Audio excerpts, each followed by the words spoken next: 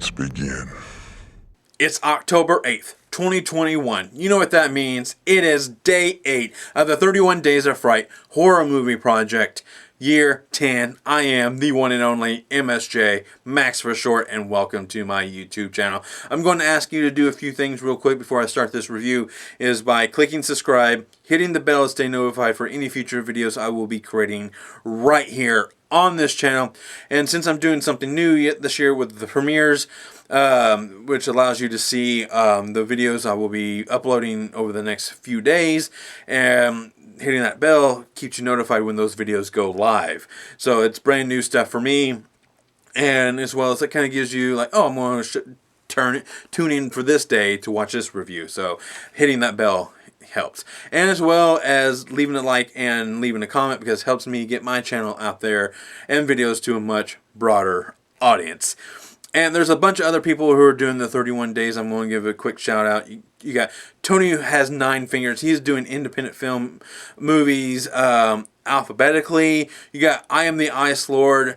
If you need a good laugh, go over to his channel. I always get a really good laugh out of watching his reviews, just because the way his review style is really good. And then you got the 13th Wolfman, who is very, very informative on his Italian Sundays, because I know absolutely nothing about Italian horror movies. And listening to him talk about this director influenced this director, they reuse sets for this movie, and like on this movie, so I'm like, oh, I'm going to have to watch this movie and watch this movie to see this kind of stuff. So, and I love that kind of stuff. So go over their channels and click subscribe and all that stuff I just asked of me. Go do that, because there's so many of us doing this, and it's like one person's doing 100 movies this month. Another's doing the Simpsons Treehouse of Horrors. I mean, there's a lot of us doing this. And so, go just have fun watching everyone's videos. So, that was a lot. I'm sorry about that.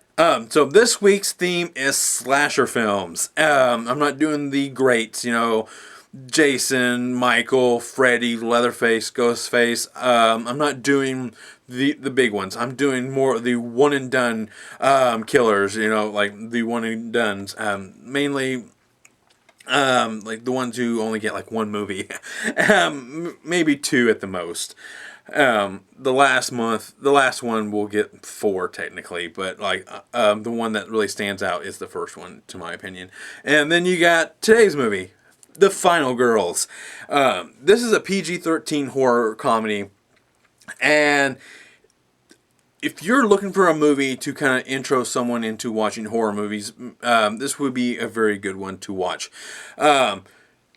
All the horror tropes in this movie are expertly explained for those who don't know the horror tropes, but I think most of the horror tropes nowadays have transcended, and everyone knows them. Like if you have sex or do drugs, or if you're a certain kind of character, you know that they're going to be killed off. So and just like they explain that all in this movie, because this movie is kind of a good love letter to those 80s classic horror movies. And the main plot of this movie is you got our main character, Thaisa Farmiga. I'm probably butchering her name, I'm so sorry. And her mom, played by Malin Ackerman, who is a 80s scream queen. And she is killed in a car wreck, and so her daughter just doesn't want nothing to do with the movie that she was starring in, because she has had a tough time trying to find work as an actress, because everyone always points out Camp Bloodbath, the movie within the movie. And so they have this double feature movie in just showing off the anniversary of the movies, and they want her to come speak or come watch or be in attendance, just be there.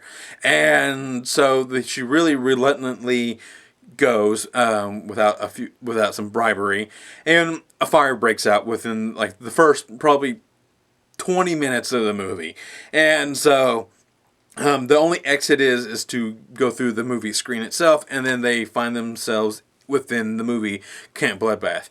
And it's so differently filmed in terms of like the reality or in the movie world, and which is perfect, because you need that distinction between the two, because the movie world is so bright and vibrant and has just a different feel to it all, and I really love that. And like, you got all your horror trope characters: the jock, the ditzy, sex crazed person who is obviously going to be offed, and they even make point to, it's like whenever your top comes off, you're dead, you know. And so it's like, we have to keep your top on, because they're trying to save everybody, and especially save the mom, you know, because this is the first time being seen her in like 3 or 4 years. So, and it's within this realm of the movie. And of course, you got this one character who knows this movie from left to right, front to back, credit to credit. You know, he knows all the horror tropes and everything. And he gets killed off quickly. That's the only spoiler I'm going to say. And so they're all forced to kind of go through this movie blindly. And there's a few people who know the movie, but not as well as he did. So, and they use everything, and it's so much fun. But my only complaint about this movie is that it's PG-13, which also works in its favor. It's a pro and a con. I wish I would be able to see what this movie was going to be rated R, because there are some scenes where it could have been, I wished it was rated R. You know, like, there are some scenes, but at the same time, it's like, oh, if they kind of, you don't need all the blood and guts to kind of get this movie, because there's a lot of heart. There's a lot of good moments between all these characters, so it's a lot of fun. It really is. I mean, when they do, there's a scene in the movie where they do a flashback scene. And it's like, where literally the scene melts into frame and kind of drips into, and it turns black and white. And they use that to their advantage later on in the movie. And it's just a lot of fun. It's just so visually stunning. You can't really say that a lot about horror movies. I mean, like, there's another horror movie later in the month that I will be talking about that is very, very visually stunning. But in terms of vibrancy and like that Technicolor feel to it, this has it, and it's just fun. So that's really all I have to say about this movie. I'm going to jump into my rating scale. 1 being run-of-the-mill horror, 2 best watch with a group, 3 more than average horror but adds nothing new to the horror genre, 4 helps move the horror genre forward, and 5 being a horror classic. This one was tough. It really was, because this movie is really fun to watch with friends who know the horror tropes and know everything. But in my opinion, I think this may be a really good modern horror comedy. Classic, because it's fun, has good acting, good moments of heart. It has, it just overall feel to it, and like the jokes in this movie actually do land pretty well and everything. So it's actually overall a really good movie, and also if it's a good love letter to, like it says on the front of the movie, it's a good love letter to 80s slasher films. And the killer itself, I forget to mention that is like, he is very homage to Jason. Like, he's his backstory is like, oh, camp counselors are they're picking on him, or the fellow whatever campers are picking on him, and he is disfigured, and he comes back and to kill everybody.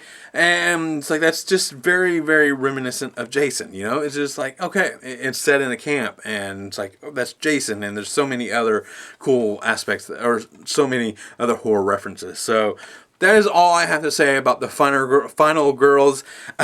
Please go check this out. This is a really fun movie. I think it's on Hulu as well. That is all I have to say. I am the one and only MSJ, Max for short, and all I can really say is thank you.